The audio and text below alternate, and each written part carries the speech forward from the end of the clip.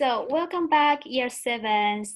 We are coming to the end of our unit Sky and People. Now let's welcome back our Mr. Russell. Thanks, Miss Miller. Now, if you remember back to our last lesson, we explored how Aboriginal people used information in nature, like the positions of stars and the moon and the onset of winds and weather to make seasons.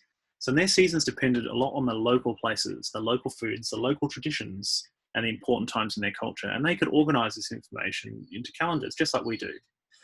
But because Aboriginal storytelling was the main way of passing that information on from one generation to the next, there's a risk that some of the information can be lost.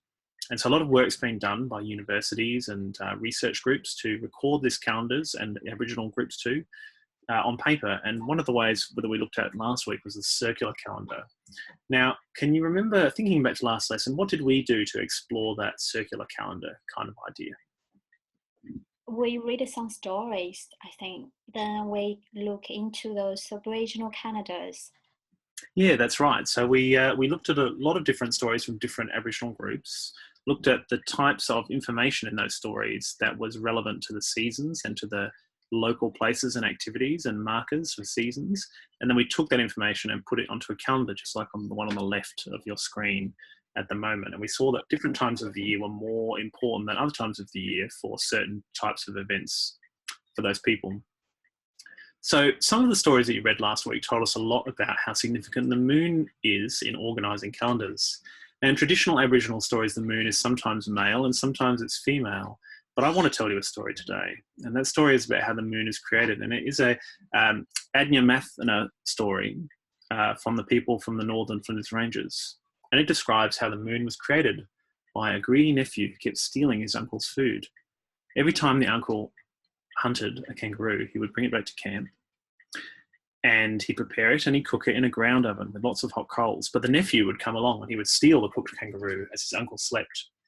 But his uncle found out and he was punished by his uncle. He made him climb a tall tree, which he then cut down, and he left his now very fat and round nephew in the sky in the form of a moon. But I want to know what you know about the moon. I know there's different shapes of moon. We got the full moon, we got the crescent moon, and it might be in the day, it might be in the light where you can see it. Yep, those are excellent ideas. And so would you say that the moon looked the same all the time through the month, or does it change? No, it changes a lot. Yeah, that's right, it does. And in many cultures, Aboriginal and across the world, the moon's been a really important tool for designing calendars, looking at what is a month, how do we divide the time into different parts. What do you think a moon-based calendar would be called? Any ideas? Moon calendar? Moon calendar. Or a lunar calendar. If you've ever heard that word lunar, that means moon, and that's what yeah. a moon calendar is called. But our calendar, the one that we use, it's a Gregorian calendar. It's got 12 months, so January to December, and it's got about 31 days in each month. Do you think that's based off the moon or not? I don't think so. Otherwise, we might just call it like solar or lunar calendar. Ah, I see you said the solar word, so that's what it is. It's a solar calendar. It's based off the sun. We're going to watch a short video now to find out more about how different cultures make calendars. And what I want you to really look for in this video is the types of features for the calendars that are lunar calendars, what they use, what do they know about the moon that helps them make those calendars. So Miss Miller, if you could play the video, that would be great. Yes. On December 21st, 2012, the world was supposed to end. Many believed that the Mayan calendar was ending, and thus so would all life on Earth. Of course, most of us don't use the ancient Mayan calendar, and the world didn't end. So we wanted to know, why are there so many different calendars? Well, nearly all calendars fall under three types: lunar, solar, and lunisolar. There are actually dozens of different calendars, many of which build off each other and are incredibly similar. The most widely recognized non-religious calendar in the Western world is the Gregorian calendar. In 46 BC, Roman Emperor Julius Caesar instituted the Julian calendar, which was almost identical to the one we use today. It had 12 months, and a year was defined as 365.25 days. A millennia and a half later, in 1582, Pope Gregory XIII introduced the Gregorian calendar, named after himself.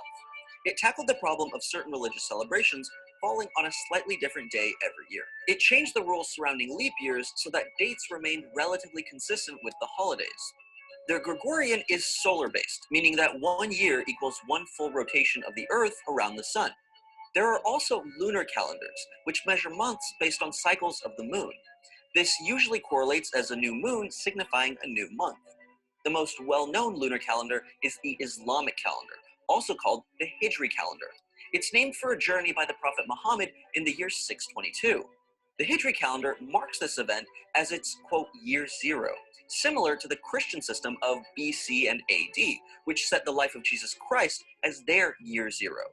Additionally, because there are more than 12 lunar cycles in one solar cycle, the Hijri calendar is only 354 days long, and it's currently considered the year 1437 AH.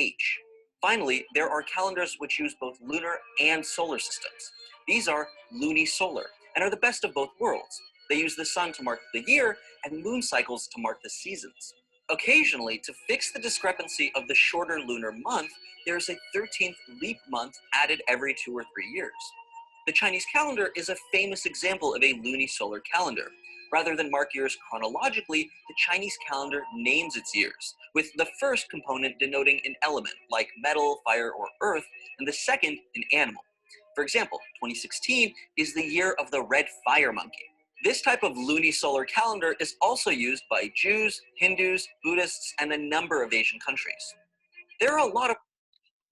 So thank you very much for watching that video. Now, I think you heard a lot about the different historical connections to calendars in that video, and how time has been set using calendars. But with the moon, do you remember anything that were certain features of the moon that were used to make a calendar?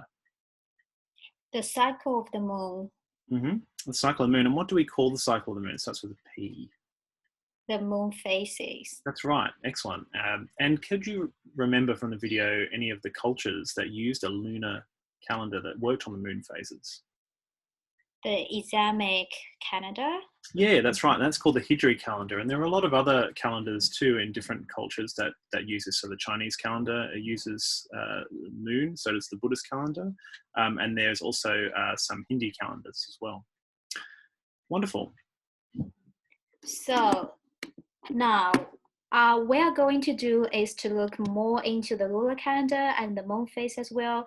But this lesson will be as kind of like a mini for our assignment. So remember the assignment rubric we handed out the last lesson like this. This is our assignment. It has 3 parts, and here are also some resources you are going to be used in your assignment, and here are our rubric. So basically in our assignment, we're going to do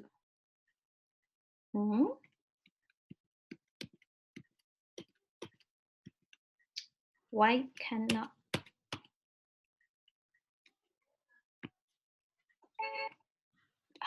yeah, sorry.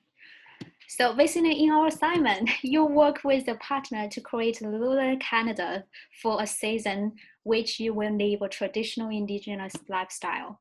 And you will individually write a letter to a friend in the northern hemisphere about your adventure, and you will show what you know about the phases of the moon, the seasons, how this is used in calendars, and why this knowledge is culturally important. You'll then reflect on the knowledge you have used and why it is important to know.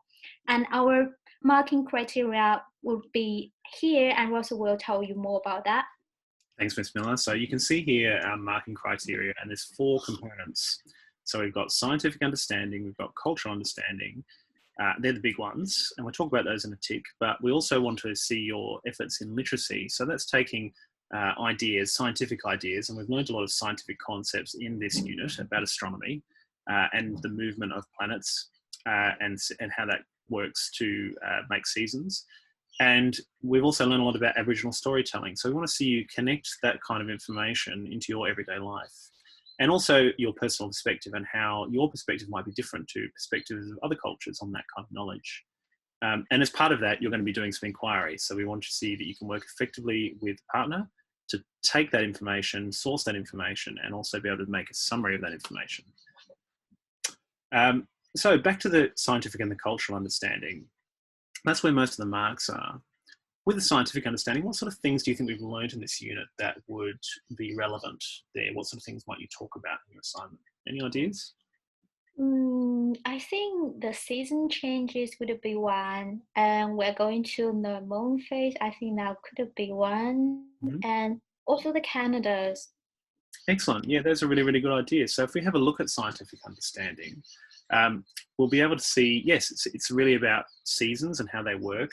You're going to find out about how the moon phases work. We haven't talked too much about that yet in this unit. That's all up to you to find out. And you're going to link this information using a calendar. Now, we're talking a little bit about culture before. If we bring up cultural understanding, what sort of things do we think could be there? Aboriginal culture. Yep. And we're going to write letter to another country, so a little bit culture about theirs. Absolutely. Those are really good answers. We're going to look at how we use that scientific information to think about how people organise their calendars and how that affects their lives. And you're going to look at your culture, an Aboriginal culture, as well as a culture from the Northern Hemisphere, and reflect on how you can compare and connect that. And that's how you're going to get really great marks in this assignment. Thanks, Great. So how do we get started? Well, that's just modeling this in a simple way, because your assignment is to create a calendar for season, but in this lesson, you are going to just create one for months, just kind of as a practice for your assignment. So the first step is to pick a month. For example, the June. Then do some research about the seasonal indicators, both in the indigenous Canadas and something about the culture and your culture. Then find out the moon phases and add them on your Canada. And we will use the Canada table, I'll show you later. Then you need to identify what knowledge you have about Aboriginal astronomy, both scientific and cultural knowledge, and that you can show in a letter. So basically what you're going to do is do a bit research about that month first. But because we don't have not much time, I'll just use the calendar from the last lesson.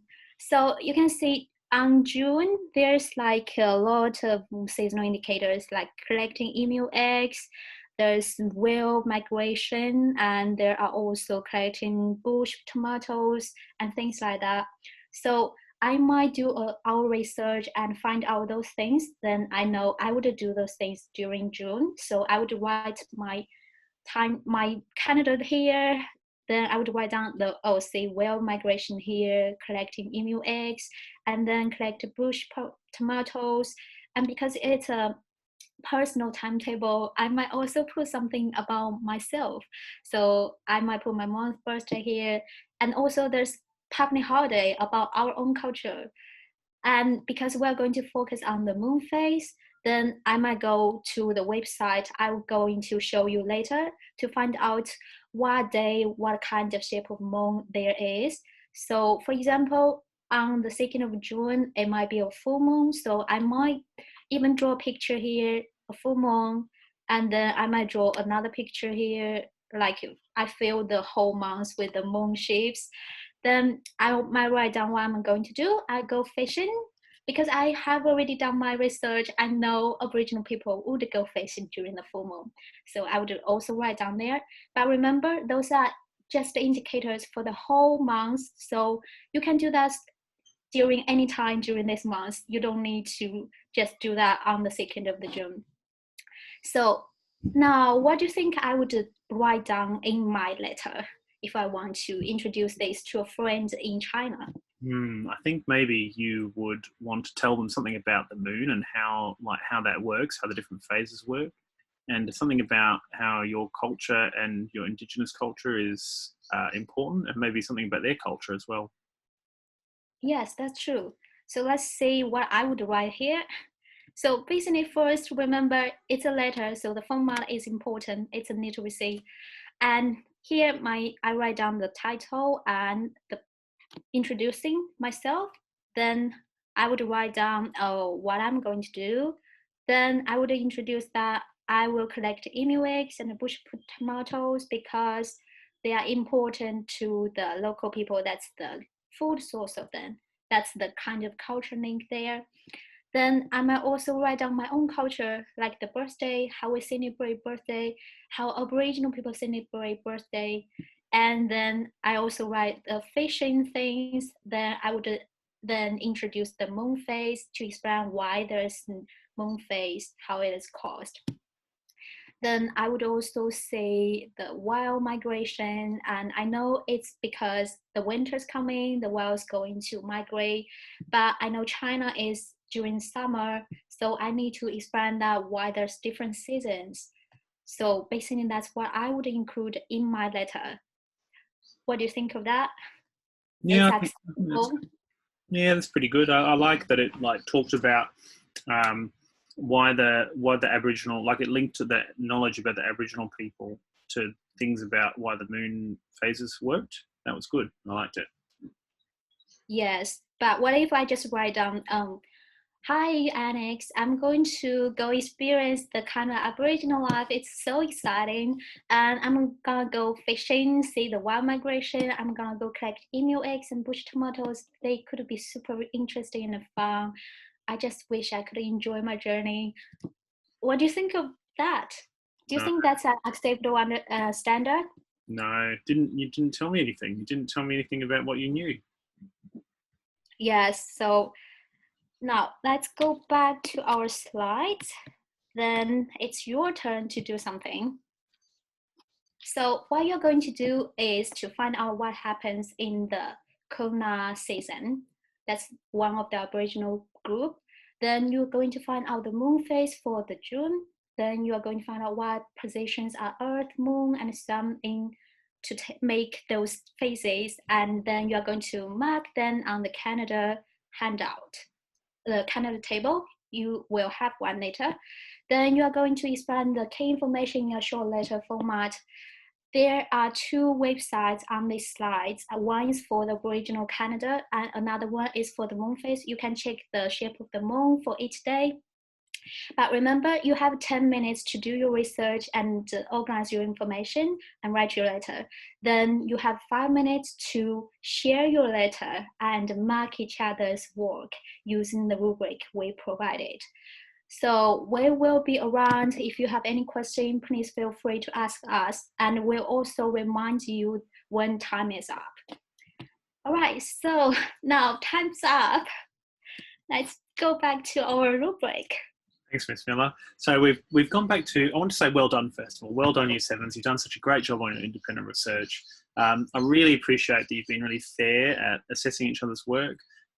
As you know, Miss Miller and I, we really encourage high expectations in this class, and we really want you to be successful. And the way that we do that is by doing things like these modelling exercises and giving you practice, but making sure that you're familiar with all the things you need to know to be successful in the assignment. So we've seen this table before. This is our marking guidance. We've got 4 key areas, the 2 types of understanding. We've got the literacy as well as the inquiry skills. Now, what I'm going to do is I'm going to show you a piece of actual student work, and I want you to tell me how you think you would mark it against this criteria. Now, you could tell me whether you think it should be like 30 or 10 or 15 or 0, or you can tell me whether it's going to be like a low or high. So it's really up to you. So what I'm going to do now is I'm going to show you that work. So if you bear with me for 2 ticks, I will find what I need to share with you. And hopefully you'll be able to see this up on the screen. Can you see this up on the screen, Miss Miller? Yes, I can Excellent. see that. Excellent. So here's a letter that a student has written, and I want you to have a quick look at this. I'm not going to tell you anything about it, but I want you to have a look at it. I want you to give me your first impressions about whether you think it's a good piece of work or maybe could some areas to improve. So I'll give you a second or so to do that. Excellent work, guys. Now, can anyone tell me anything about what do you think? This is a good letter, not maybe some areas to improve. What do you think? Well, I think it got the format. That's a good start. Then, but they got the titles. That's a bit strange, but it makes the content clearly though. I can say they have some cultural understanding here. They talk about the hunting and the weather, the flooding, and also the gather fruits and yeah, So there's a yeah, lot of information about the Aboriginal culture, you'd say? yes, yes. What about the scientific understanding? What do we think about that? Is there anything much in here about scientific understanding? I don't see they explain why there's different moon shapes and why there's different. Mm-hmm. Yeah, yeah, they do. They do have some. They have the seasons, how seasons work. But that's all. They don't talk much about other things. Yeah, that's right. So there's sort of some very general statements about the moon, but there's a fair bit about seasons. What about, remember we're writing this to somebody on the other side of the world, a different culture. So I can see that it says here that they know that Pakistan is the opposite. So I think they're writing letter to somebody in Pakistan, but do you think there's much information about their culture? No, they just mention the name here. They've got the name in the calendar. There's a few little things. Now, those are really, really good ideas. And what I wanted to show you now is to give you a sense of how we would mark it. So, as I said, we want to be encouraging high expectations, and we wanted to share with you how we approach determining whether something's good or maybe not as good. So, there we go. So you can see I've put some comments on here, and a lot of those ideas were pretty much right on the money. So it's a bit strange to have titles in a letter. That's not a part of a letter. So it's important to get your format right and to show us that you can, to get good marks in that literacy area, that you're focused on that kind of formatting. Same with spelling. There's a few spelling mistakes here. We can see here that this person's going to Australia for a few moths. That's not so good. It's important to edit, important to read, and not just rely on spell checker. One of the things I thought was really great in this letter was the use of the information about the Aboriginal culture, but I didn't know anything about where it came from. So the third part of your assignment is to do a self-reflection. And in that self-reflection, you're going to tell us about where you got your information, why you chose those sources, and whether you thought they were reliable or not reliable. They made some really good cultural links too. So they talked about the big fish and how that was like a ceremony for the Mirrawong people, and how that was a bit like their Christmas. And that was really good to see that this student had linked information about the culture, the local culture and their culture together, and to see how that related to calendars. That was really great. But as you said before, you were talking about the amount of information they gave about culture, and it's not wonderful. They've just kind of touched the surface. They need to really dig a bit deeper to get the maximum marks for that area. So I think that overall, I would probably give this sort of a C, maybe a low B level. And I think they'd be pretty good in the scientific understanding. A bit more information about the moon would be great. It's good to see that they did a bit on seasons. That was good detail, but the cultural side is kind of lacking, and I wouldn't give them any marks there. So I hope that that's going to give you a bit of a good idea about how we go about this process. In this lesson, we've done the modelling. That's given you a brief understanding about how the moon phases work. And you've learned a little bit about the lunar calendar, but it's going to be up to you to do some independent research on that and find out more about how the moon phases actually work. That's part of the research that you need to do for this assignment. But you do have a clear understanding now, I hope, of how the assignment's structured, what sort of information you required, and what sort of things you have to do, and how you're going to do it really well. And from this point, it's your turn. So you're going to have time to work on your assignment in the next couple of lessons. Otherwise, I'd like to say thanks very much, guys, for working with us through this unit. Yes, if you have any questions, you can post that on the forum, or you can email us, or just ask us in the next lessons. All right. See you guys. Thank you. Thank you.